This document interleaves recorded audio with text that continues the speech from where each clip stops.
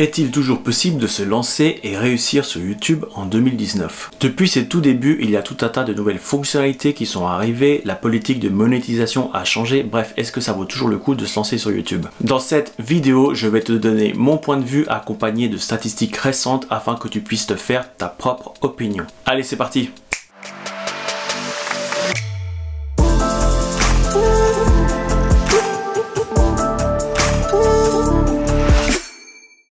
Hello cher ami entrepreneur, ici Nico. Bienvenue sur ma chaîne où je t'apprends tout ce que je sais sur le digital marketing afin que tu puisses développer ton audience et tes revenus en ligne. Quand on est entrepreneur et qu'on désire vivre de son activité, on doit faire tout un tas de trucs. On devient un multicasquette, en plus de gérer notre business, on doit gérer d'autres choses comme par exemple les réseaux sociaux. Ça prend déjà énormément de temps et voilà que moi j'arrive avec YouTube. Mais crois-moi, écoute-moi bien jusqu'à la fin de cette vidéo car ça en vaut la peine. Il se trouve qu'en faisant des vidéos sur YouTube où je parle de Facebook ou d'Instagram, je me suis rendu compte des opportunités bien plus larges comme offre la plateforme. C'est pourquoi je fais cette vidéo qui est la première d'une longue série de vidéos consacrée à YouTube. Mon but est de t'aider à créer ta propre chaîne afin que tu puisses mettre en avant ton expertise afin d'acquérir de nouveaux clients. Ok, commençons par mes 4 arguments qui devraient t'inciter à créer ta chaîne. Dans un communiqué de YouTube qui date de juin 2018, il est écrit que 1,9 billion d'utilisateurs utilisent YouTube chaque mois. On parle bien de billions, pas de millions, ok? Et cette croissance n'est pas prête de s'arrêter. En effet, 1,9 billion, c'est ce qu'avait prévu YouTube pour 2021 et on est en fin 2018. Et si tu te dis que ça fait beaucoup de monde qui regarde le dernier clip de Despacito, dis-toi que parmi tous ces gens,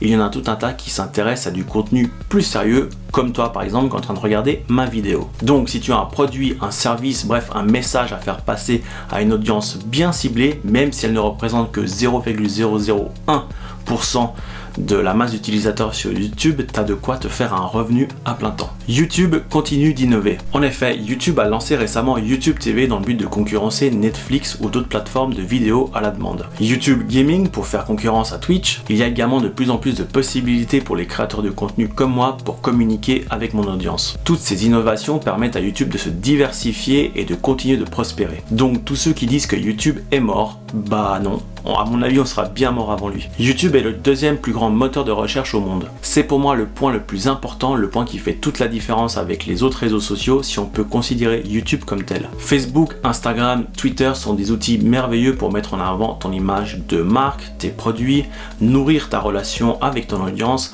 pourquoi pas créer un SAV à moindre coût. Aujourd'hui, si tu publies une vidéo ou un article sur Facebook, honnêtement, quelle est la durée de vie de cette vidéo et surtout combien de personnes vont la voir parmi tes abonnés? C'est plutôt court, on est d'accord, et aujourd'hui je dois même payer mes propres publications Facebook si je veux étendre mon message au-delà de ma zone d'abonnés. Alors que sur YouTube, vu que c'est un moteur de recherche et que les vidéos que je fais apportent une solution à un problème qu'a saisi une personne sur sa barre de recherche, ma vidéo va forcément continuer à faire des vues pendant des mois, voire des années. Par exemple, ça c'est une vidéo que j'ai publiée le 30 mai 2018. Cette vidéo continue de faire des vues et m'apporter des abonnés encore aujourd'hui. Et ça, c'est qu'une seule vidéo. Moi, je fais une vidéo par semaine. Donc mes vidéos deviennent un peu comme des actifs, si je peux reprendre le terme de Robert Kiyosaki. Chacune de ces vidéos va continuer de m'apporter des prospects et alimenter ma notoriété auprès de mon domaine. Et tout ceci de manière passive, parce qu'une fois que j'ai publié ma vidéo, je m'en occupe plus du tout, si ce n'est répondre à quelques commentaires. Et c'est pour moi la grosse force de YouTube. On est capable de créer un effet boule de neige du succès avec le temps. En revanche, il faut être un peu patient et surtout rigoureux. YouTube est gratuit. Sérieusement, prenons une seconde pour y penser. Voilà, c'est fait. Remonte simplement 20 ans en arrière où pour faire passer ton propre message, tu devais débourser pas mal d'argent. Que ce soit des affiches en ville, un spot radio, une brève apparition sur une TV, bref, il fallait déjà avoir un sacré budget communication. Aujourd'hui, on te donne accès à une audience potentiellement infinie avec du contenu qui va durer dans le temps et c'est gratuit. Ok, maintenant qu'on a vu pourquoi selon moi les créateurs de contenu qui aimeraient vivre de leur passion devraient utiliser YouTube, voyons ce qui se dit un peu de négatif à ce sujet. YouTube est saturé. Effectivement, on a vu qu'il y avait déjà 1,9 billion d'utilisateurs actifs sur YouTube et la plateforme a estimé que d'ici 2020, il y aurait de 3 à 5 billions d'utilisateurs en plus qui vont arriver. Mais attention, il y a des créateurs de contenu, mais surtout des consommateurs de contenu.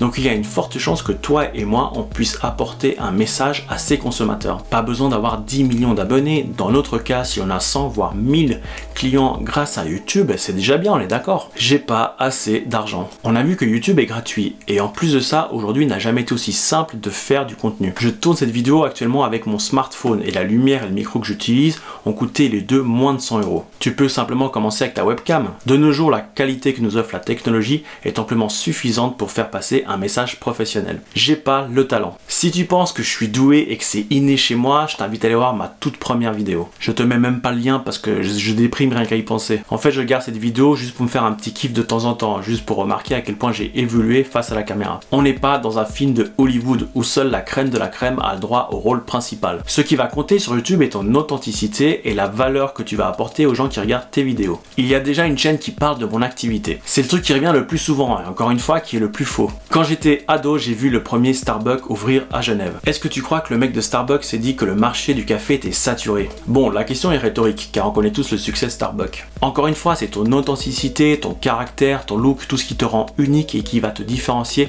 des autres chaînes qui parlent de la même chose que toi. De plus, en entrepreneuriat, on est d'accord, quand une personne est sur une niche, ça veut simplement dire qu'il y a un marché à exploiter. C'est pareil sur YouTube, si une personne fait un tabac avec sa chaîne sur le barbecue, ça prouve qu'il y a une audience extrêmement réceptive au barbecue. Au passage, c'est pas une vanne, il y a vraiment un mec qui fait un tabac avec sa chaîne sur le barbecue.